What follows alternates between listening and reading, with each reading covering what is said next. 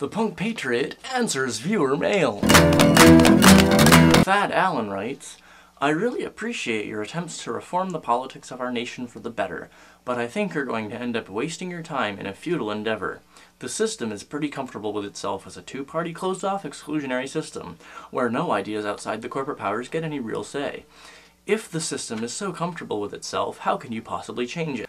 Well, Thad, it's really easy to be a defeatist and a fatalist when you think that these fictional abstractions, which are used to describe the interactions of thousands of individuals as being concrete and real. When you say the system, that's a very nebulous term, which is actually an abstraction which is used to describe several other abstractions, which they themselves are also only descriptions of the interactions between individual members of society. Society is also an abstraction. These other abstractions under the abstraction of the system are abstractions such as the government, society, laws, schools, unions, political parties, etc. Now, none of these things are actual things, but they are made real because of the interactions that arise between individual members. And the interactions that arise between individuals and these abstractions create our day-to-day reality. If we as individuals passively accept the reality that we're confronted with on a day-to-day basis as being the way things always have been and always will be, then we are no longer actually being passive. In fact, in our complicity, we are actively assisting those who wish to keep things the way they are. The truth is, every decision we make helps to create our reality. Now, New Age hippies, of course, have taken this idea of creating our reality to completely irrational ends. They think that if we just no longer believe in the laws of physics, that we can walk on water, travel through space through astral projection and other nonsense. I want to be sure to differentiate between that absurd, faith-based, illogical notion from what I'm talking about, which is an empirically testable notion based very much in the nature of reality. I do in fact think that there is an objective reality that exists outside of our social, linguistic, and symbolic architecture that we humans have created and impose on the world. That objective reality doesn't have any human abstractions in it. Take, for instance, the idea of the state of Virginia. The state of Virginia does not actually exist. It exists as a physical place. The ground is real, the rivers there are real, the trees are real, the animals that live in the state of Virginia are real. But the state of Virginia is an abstraction. It's not really real. It's something that we humans have created, and since we share this collective delusion of the state of Virginia, that makes it real. It's we as individuals collectively creating that reality. So how do we take this insight about the state of Virginia and apply it to the problem of the system? We need to step back from this abstraction, this concept of the system, and break it down into meaningful chunks. We need to analyze what this term really is. What do we mean by the system? Well, a biggest part of the system is the government. In the United States of America, we are purported to live in a representative democracy. As most societies have, we have a division of labor, which means that individuals in society focus the majority of their energy on specific tasks, much in the same way that all multicellular organisms also have a division of labor amongst the cells in their body. One of the tasks which we as individual members of society assign to one another is the task of legislative leadership. Through the power of the ballot box, we voice our support for individuals who we think will be good leaders to fulfill that role, or ideally, that's how it would work. Now, what's great about this system is its source for its justification of power. If I have a spear against your throat and I say, I'm in charge of you, my justification is the spear against your throat. That's not a very stable source of justification of power. In the United States of America, the justification for our government's power comes from the consent of those who are governed. That's not only in the Declaration of Independence, but that's also empirically true. If the 60% of US citizens who are able to vote but don't all voted for a third-party candidate, their candidate would win. In fact, even if that 60% was split 30 and 30, voting for a libertarian and a green, let's say.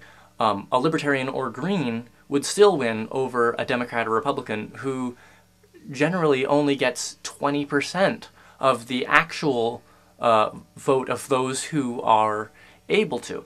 So it's through our complacency, our apathy, that we have the government that we have. Under totalitarian governments, governments derive their their justification of power through brute force. You can't argue with brute force. Under monarchies, they derive their justification for power from God, which you can't argue with God without being declared a heretic. Under our system of government, however, government derives its justification of power from the consent of the governed. Now, this consent can be arrived at through many forms. It can be arrived at, most ideally, through individuals who are in government best meeting the demands of a society to create a flourishing culture, flourishing democracy, a prosperous society. But it can also be arrived at through sheer apathy. If people simply do not care what their government does, or do not actively seek to change it,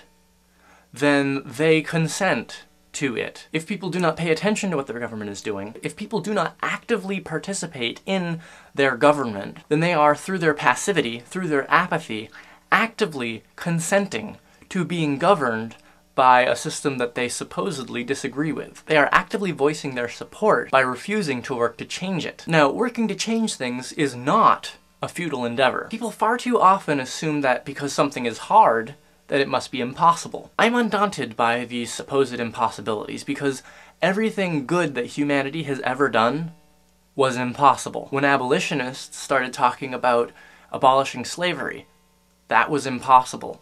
When women started gathering and talking about demanding the right to vote, that was impossible. When Gandhi defeated the British Empire using nonviolence, that was impossible. When Martin Luther King Jr., John Lewis, and countless others in the civil rights movement started talking about ending segregation, having voting rights, that was impossible. When the people of Czechoslovakia threw off the shackles of communism through nonviolent protest, that was impossible. When the Ukrainian people, through nonviolent protests, threw off a corrupt government that had laid claim to power through fraudulent elections, that was impossible. Everything good that humanity has ever done throughout history has been impossible.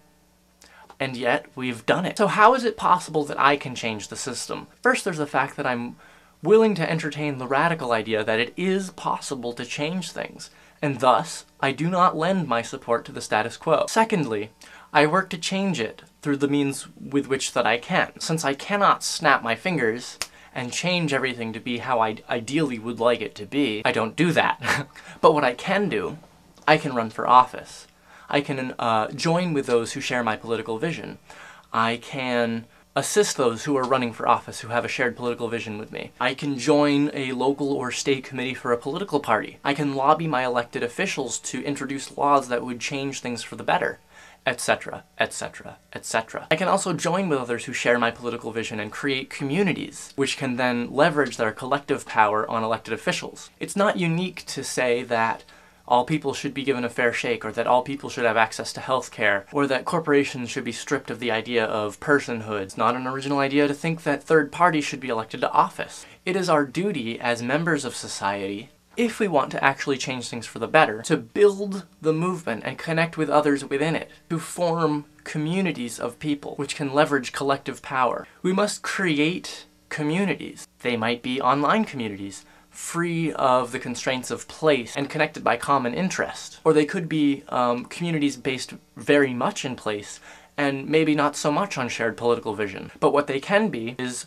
rooted in shared living quarters. Just the fact that you share the majority of your day-to-day reality means that you're affected by many of the same things. So you have a common ground to work from and to build something which can leverage power. A prime example of this is Republicans and Democrats and Greens and Libertarians alike coming together in small towns in Maine to leverage their collective power against town governments who were all too willing to bend over backwards for multinational corporations like Nestle, who want to come in and steal water from their water table. So can we change things for the better? I'm confident and can say unequivocally, yes, we can. Will we change things for the better? I don't know that. But not knowing is not a justification for inaction. With inaction, we are guaranteed that things will either stay the same or get worse. In fact, not knowing the future is the basis for the argument that the only moral position that a person can take is to work to change things for the better. You're watching The Punk Patriot. To life, liberty, and pursuit of a less fucked up government.